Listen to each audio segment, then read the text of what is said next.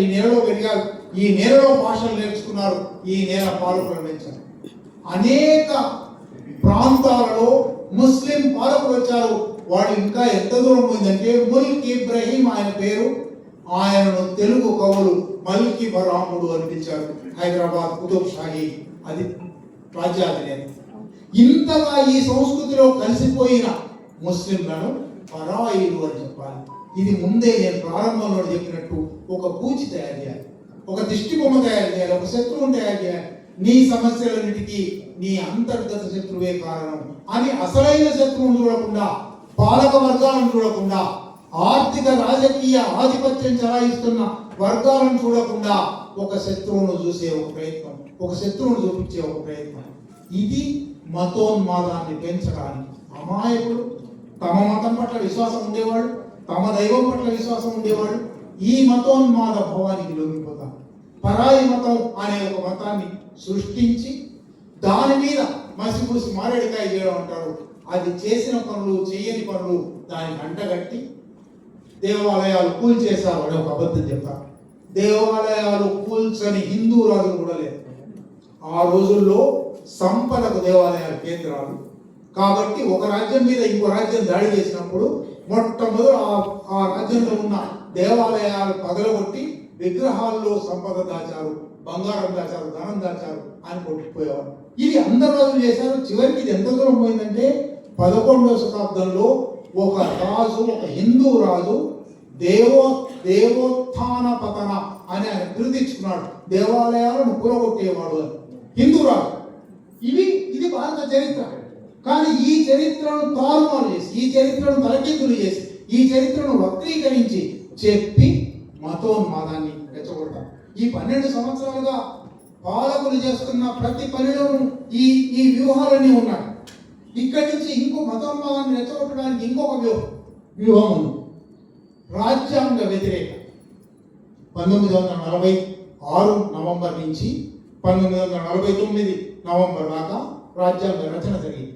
రాజ్యాంగ రచన జరిగే రోజుల్లో ఈ మతోన్మాద నాయకులు ఈ రాజ్యాంగాన్ని మేము అంగీకరించము, ఈ రాజ్యాంగం అతుకుల పొంత, ఈ రాజ్యాంగం ఒక దళితుడు రాస్తున్నాడు, అనేక వాళ్ళ పత్రిక తెరిచి చూడండి, అనేక మాటలు స్పష్టంగా రాశారు.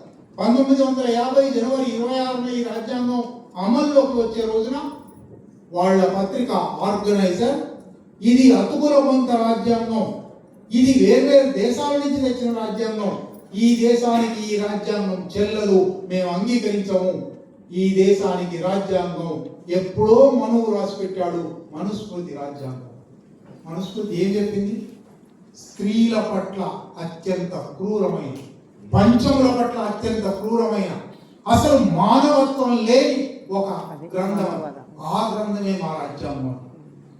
వాళ్ళ చాలకగా 30 ఏళ్ళు పనిచేసిన ఎంఎస్ గోల్వాల్కర్ ఉన్నాడు. ఆయన అభిప్రాయాలని బంచ్ ఆఫ్ థాట్స్ అనే పుస్తకం రాశాడు. పాంచజన్యం అని తెలుగులో వచ్చింది. దాంట్లో ఆయన స్పష్టంగా ప్రజాస్వామ్యం అనేది దేశానికి పనికిరాదు, ప్రజాస్వామ్యం అనేది కొందరు పాలకుల ఆధిపత్యానికి మాత్రమే ఉపయోగపడుతుంది, ఈ దేశంలో రాచరికమే ఉండాలి అని రాశారు. ఇది వాళ్ళ అభిప్రాయం. ఈ మతోన్మాద ఇవాళ వాళ్ళు హిందూ రాష్ట్రం కావాలి, రామరాజ్యం కావాలి అన్నప్పుడు స్పష్టంగా వాళ్ళు ఈ దేశంలో ఒక రాజ్యాంగబద్ధమైన, అది కూడా ప్రజాస్వామిక లౌకిక గణతంత్ర రాజ్యం ఉండకూడదు, అది రాచరికం కావాలి, అది రామరాజ్యం కావాలి, అది హిందూ రాష్ట్రం కావాలి. ఇది వాళ్ళ ప్రధానమైన వ్యూహం. ఈ రాజ్యాంగ వ్యతిరేకత ఇంకొక అడుగు ముందరికి వేస్తే కార్పొరేట్ అనుకూలతగా, భూస్వామ్య అనుకూలతగా, సామ్రాజ్యవాద అనుకూలతగా మారు. వీళ్ళకు ఇంతగా దేశం గురించి మాట్లాడుతున్నాము అని చెప్పేవాళ్ళు సామ్రాజ్యవాద దోపిడీని, పీడనను అంగీకరించడానికి ఏ అభ్యంతరము లేదు. అమెరికా విధించిన శాసనాలకు లోబడి పాలన నడుస్తుంది. రష్యా నుంచి ఆయిల్ కొనొచ్చు అంటే కొంటారు, కొనకూడదు అంటే కొనడం ఆపేస్తారు.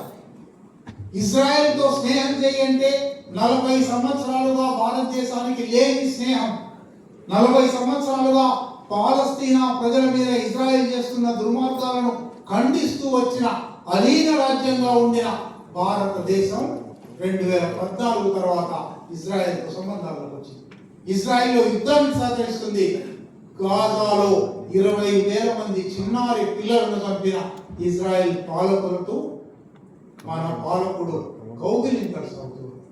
ఇది అంటే వీళ్ళు పేరుకు చెప్పేది దేశభక్తి, పేరుకు చెప్పేది మతం, కానీ వాస్తవంగా అమలు చేసేది మతోన్మాదము, సామ్రాజ్యవాద అనుకూలత, భూస్వామ్య రాచరిక అనుకూలత, కార్పొరేట్ అనుకూలత. ఈ ప్రభుత్వం వచ్చిన తర్వాతనే కార్పొరేట్ ట్యాక్స్ తగ్గించేసింది. పేదల మీదనేమో, మధ్యతరగతి వర్గాలనేమో మీదనేమో పన్నులు పెంచుతూ ఉన్నారు, కార్పొరేట్లకు పన్నులు తగ్గిస్తూ ఉన్నారు. కార్పొరేట్లకు ఇచ్చిన బ్యాంకు రుణాలు, ప్రజాధనం 12 లక్షల కోట్ల రూపాయలు ఈ 12 సంవత్సరాల్లో మాఫీ చేశారు.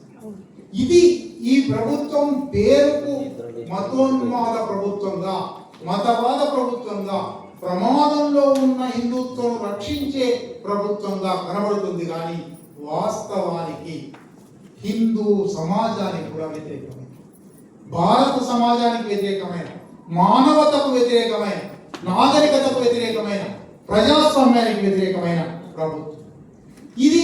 ఈ ప్రభుత్వం ఈ పాలకులు తమ మాటలను చెల్లించుకోవడానికి ఒకే దేశం ఒకే మతం అనే ఒక మాట తీసుకొస్తున్నారు. ఒకే దేశం ఒకే మతం అని ప్రారంభించారు. ఒకే దేశం ఒకే ఎన్నికలు, ఒకే దేశం ఒకే పన్ను అని జిఎస్టీ తెచ్చారు. ఒకే దేశం ఒకే ఎన్నికలు అని జమిలీ ఎన్నికలు చేయబోతున్నారు. ఒకే దేశం ఒకే ఆహారం అని గోమాంసాన్ని అనేక చోట్ల రద్దు చేస్తూ ఉన్నారు. అసలు మాంసాహారాలు రద్దు చేస్తున్నారు. ఒకే దేశం ఒకే మతం అని అనేక మసీదుల మీద దాడి చేయడం, కూల్చివేయడం. నిన్న బెంగాల్లో అధికారంలోకి రాగానే 2-3 రోజులుగా మీరు పత్రికలు చూస్తున్నారు, గ్రామ ప్రాంతాల్లోకి చర్చిల మీదకి వెళ్ళి చర్చిలు కూలగొడుతూ ఉన్నారు. చర్చి మీద నుంచి శిలువలు పీకి వేస్తున్నారు. ఒకే దేశం అనే ఒక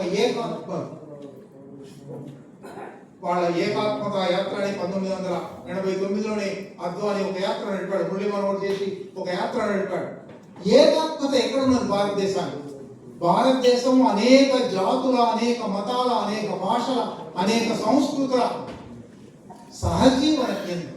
ఇది బహుళత్వ కేంద్రం. ఈ బహుళత్వ కేంద్రాన్ని ఏకం చేయాలి అంటే బలవంతాన, నిర్బంధభరితంగా అందరినీ కట్టివేయాలి అనేది వీళ్ళది మరొక ప్రధానమైన వ్యూహం. ఈ వ్యూహాలన్నీ ఎట్లా అమలు చేస్తున్నారు? రాజ్యాంగ వ్యవస్థలు, తటస్థంగా ఉండవలసిన వ్యవస్థలు ఒక్కొక్క దాన్ని విధ్వంసం చేస్తున్నారు. ఎన్ఫోర్స్మెంట్ డైరెక్టరేట్ అది ఈ దేశంలో ఆర్థిక నేరాలను పట్టుకునే ఒక సంస్థ. ఆ ఆర్థిక నేరాలను ఎవరినైనా పట్టుకోవాలి, కానీ 100 మందిని పట్టుకుంటే ఇప్పటికీ 98 మంది ఇతర పార్టీల వాళ్ళు ఉన్నారు. ఇతర పార్టీలకు సమర్థించే వ్యాపారస్తులు ఉన్నారు. భారతీయ జనతా పార్టీ వాళ్ళు ఒక్కళ్ళు అవినీతి పనులు లేదా, ఆర్థిక అవినీతి చేసిన వాళ్ళు లేదా? ఎన్ఫోర్స్మెంట్ డైరెక్టరేట్ అనే ఒక సంస్థను వాడి మనందరికీ జీవీకే అనే పేరు వినుంటారు మీరు. హైదరాబాద్కు చెందిన ఒక, ప్రధానంగా ఆంధ్రప్రదేశ్కు నెల్లూరుకు చెందినవాడు, హైదరాబాద్ వచ్చి స్థిరపడ్డాడు. జీవి కృష్ణారెడ్డి అని బొంబాయిలో ఆయన ఒక ఎయిర్పోర్ట్ కట్టాడు కాంట్రాక్ట్ మీద. అదాని ఒకసారి ఆ ఎయిర్పోర్ట్కి వచ్చాడు, బాగుంది అనిపించింది, నాకు కావాలి అనిపించింది. జీవి కృష్ణారెడ్డికి నేను కొంటాను, అమ్ముతావు అన్నాడు. జీవి కృష్ణారెడ్డి అమ్మను అన్నాడు. జీవి కృష్ణారెడ్డి ఇంటి మీద ఎన్ఫోర్స్మెంట్ డైరెక్టరేట్ రేట్ జరిగింది. వారం రోజుల కదా అదానికి అమ్మేశారు. ఇవాళ అదాని ఎయిర్పోర్ట్. ఇది ఒక్క ఉదాహరణ, ఇటువంటి 100 ఉదాహరణలు ఉన్నాయి. Enforcement directorate, income tax department, central bureau of investigation, national investigation agency, Indian council of historical research, Indian council of social science research, university grants commission. పేర్లు చెప్పండి. కేంద్ర ప్రభుత్వ అధీనంలో ఉండే ఒక 50-100 సంస్థలను మతోన్మాదులతో నింపివేశారు. వాళ్ళు భారతీయ జనతా పార్టీ ఎన్డీఏ పాలకులకు అనుకూలమైన ఎవరి మీద దాడులు చేయాలి, ఎవరిని ఇతర పార్టీల్లో ఉంటే భారతీయ జనతా పార్టీలో తీసుకురావాలి. భారతీయ జనతా పార్టీకి ఇప్పుడు వాషింగ్ మెషిన్ అనే పేరు కూడా వచ్చింది. నువ్వు ఎన్ని నేరాలు చేసినా, ఎన్ని అవినీతి కుంభకోణాలు ఉన్నా, నువ్వు భారతీయ జనతా పార్టీలో చేరితే నీ మీద కేసులు ఉండవు, నీ మీద దాడులు ఉండవు. ఇట్లా ప్రతి ఒక్క సంస్థను ధ్వంసం చేస్తూ వచ్చారు. చివరికి సుప్రీంకోర్టును కూడా ధ్వంసం చేస్తారు. చివరి ఆశగా ఉండేది సుప్రీంకోర్టు పోతే న్యాయం జరుగుతుంది. ఈ దేశంలో ఒక సమాఖ్య ప్రభుత్వం, సమాఖ్య రాజ్యం ఉంది. అన్ని రాష్ట్రాలకు సమాన హక్కులు ఉన్నాయి. భారత రాజ్యాంగంలో కేంద్ర ప్రభుత్వ జాబితా, ఉమ్మడి జాబితా, రాష్ట్ర ప్రభుత్వ జాబితా ఉంది. రాష్ట్రాలు ఇష్ట ప్రకారం పనులు చేసుకోవచ్చు అంటే రాష్ట్రాల హక్కులను కొలగొట్టారు.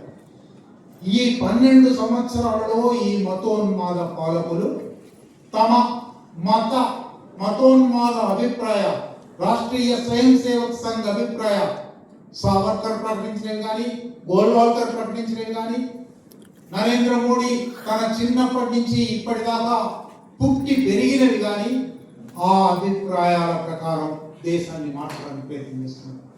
దేశాన్ని ఏ ఒక్క మతానికి అనుకూలంగా మార్చడానికి వీల్లేదు, ఏ ఒక్క వ్యక్తికి అనుకూలంగా మార్చడానికి వీల్లేదు, ఏ ఒక్క సంస్థకు అనుకూలంగా మార్చడానికి వీల్లేదు. ఇది బహుళత్వపు దేశం, సహజీవన దేశం. ఎన్నో వందల ఏళ్లుగా భిన్నాభిప్రాయాలు సమాన స్థాయిలో సహకరించుకుంటూ, ఇచ్చిపుచ్చుకుంటూ బతికిన దేశం.